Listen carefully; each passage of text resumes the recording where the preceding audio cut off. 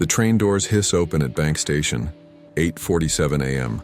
500,000 people underground right now, swiping Oyster cards, checking phones, buying overpriced coffee. Nobody's looking up. Nobody ever does. Beneath the Thames, something's been waiting. Not waiting like a bomb waits. Waiting like pressure waits.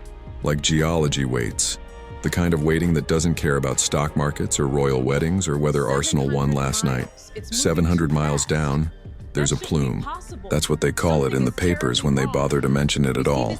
A plume. Sounds almost pleasant, doesn't it? Like a feather, like something decorative.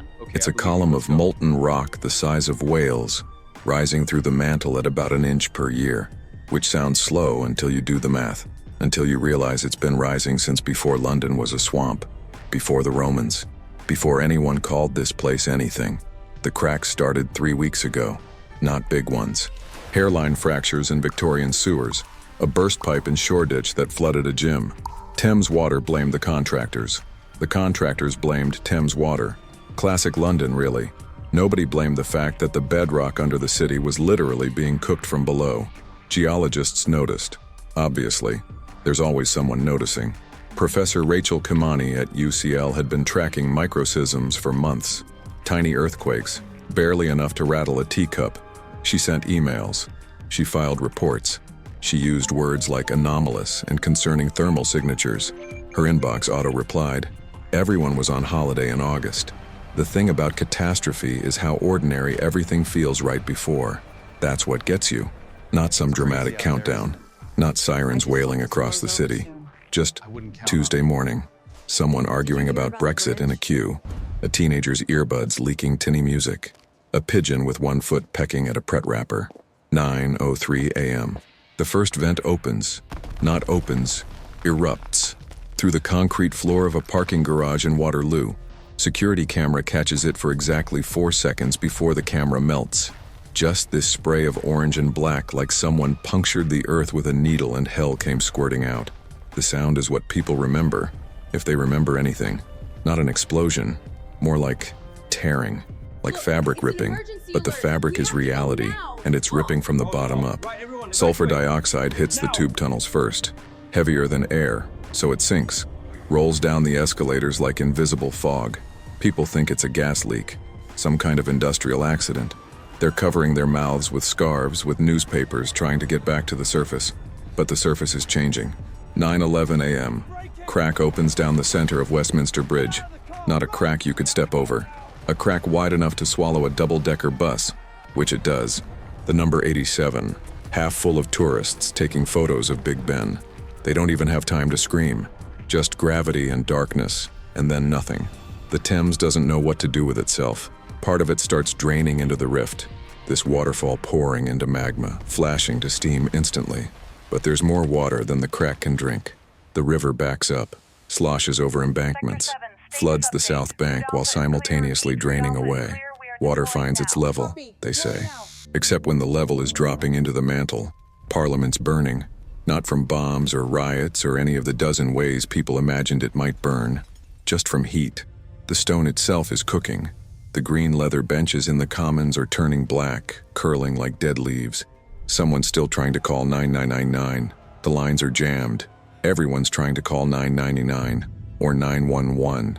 Or their mom, or God. Doesn't matter. The cell towers nearest the vents are already slag. 9:24 a.m. The main vent opens, right under the City of London, under the financial district, under £1 trillion worth of servers and fiber optics, and people in suits who moved numbers around and called it work. The ground just drops, like someone pulled a plug.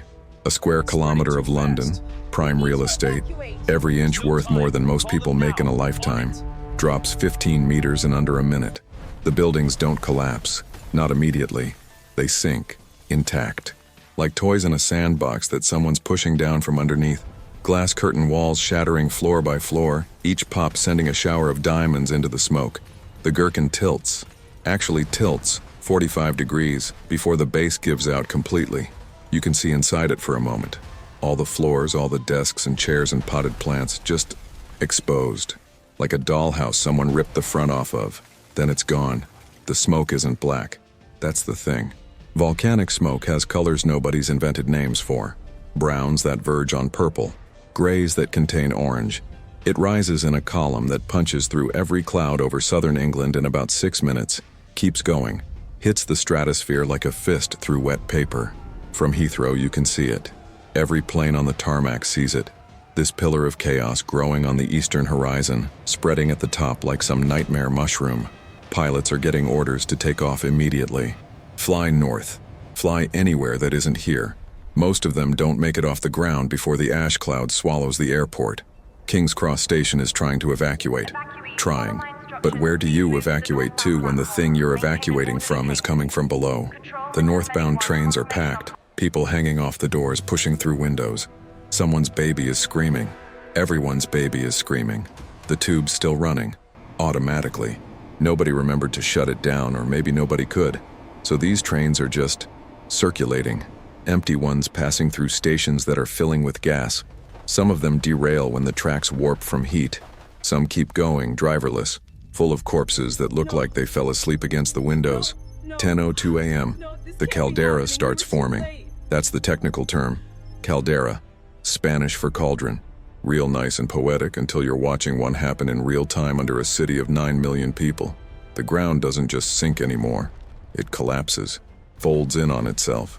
Everything from Tower Bridge to Liverpool Street just gone, falling into a pit that's eating London from the center out. The Thames is a waterfall now, pouring into nothing, and the sound it makes is like the planet screaming. The London Eye goes last. That's what people downstream see before they run. That big, beautiful Ferris wheel, lit up even though it's daytime because it's always lit up, because that's what tourists expect. It tips backward, slow motion, capsules swinging like pendulums. Then the supports melt and it rolls, complete rotation, down into the smoke. There are still people in Canary Wharf trying to send emails, dead serious, trying to notify clients that the office will be closed, trying to save spreadsheets to the cloud before they evacuate. The cloud, as if the cloud isn't about to be full of sulfuric acid and pulverized stone. The towers in Canary Wharf are swaying, not from wind, from the ground liquefying. Skyscrapers designed to withstand earthquakes, hurricanes, terrorist attacks. They didn't design them to stand on lava. One of them goes. 50 floors. Just tips over sideways like someone pushed it.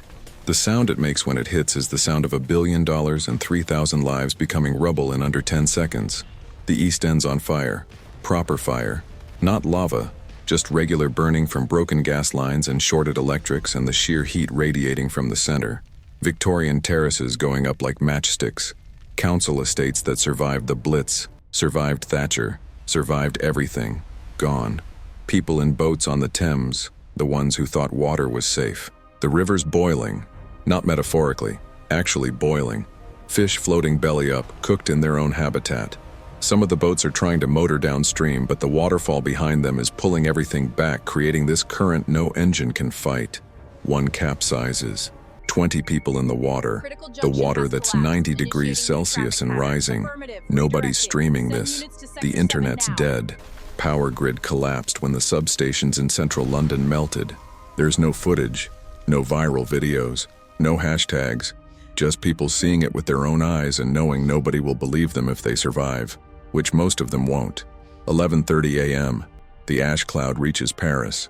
They're watching the sky turn gray, watching this wall of darkness roll over the channel like something out of Revelations. French air traffic control is shutting down. The Eurostar stops running. Calais port closes. Britain is an island again. Properly. Completely. Back in London. There is no back in London. Not anymore. There's a hole. A caldera 12 kilometers across, filled with lava that's bright enough to burn shadows into retinas from a mile away. The heat shimmer above it makes everything look like a hallucination. The suburbs are clogged. Every motorway out is a parking lot of abandoned cars. People ran out of petrol, ran out of hope, just left everything and started walking. North, always north, following some animal instinct that says away, away, away. Some of them make it to Birmingham before they collapse from the ash in their lungs. The BBC's emergency broadcast is looping. Some poor bastard reading a script about staying indoors and awaiting further instructions. But there are no further instructions. The people who wrote the emergency plans are under 300 meters of cooling basalt. By evening, The ash is falling on Edinburgh like grey snow. By midnight, the entire southern half of Britain is under a meter of it. Hot ash. Ash that ignites anything flammable. Ash that caves in roofs, collapses highways, smothers everything it touches. Satellite images show a scar. That's what the Americans call it in their briefings. A scar across southern England where a city used to be, where culture used to be, where history lived. $3 trillion. That's what the economists calculate once they stop throwing up and start adding. $3 trillion in infrastructure alone. The financial losses, the cultural losses. Nobody even tries to count those. 8 million casualties. Maybe. Nobody knows. How do you count bodies that are buried under volcanic rock? How do you identify ash? There's no Big Ben anymore, no Tower of London, no British Museum with its stolen treasures that'll never be returned now because there's nobody to return them to. The Rosetta Stone is under magma. The Elgin marbles are dust. 3 weeks later, the vents are still active, still pumping sulfur into the sky, still making it impossible to approach. The RAF tries to do a flyover for reconnaissance and loses 2 helicopters to engine failure from particulate clog. The crater's glowing at night. You can see it from space.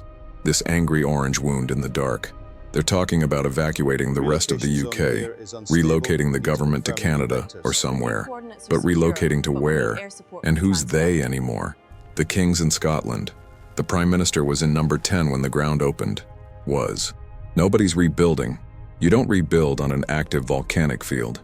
You don't pour concrete over something that might erupt again tomorrow or in 100 years or in 5 minutes. Britain's just done.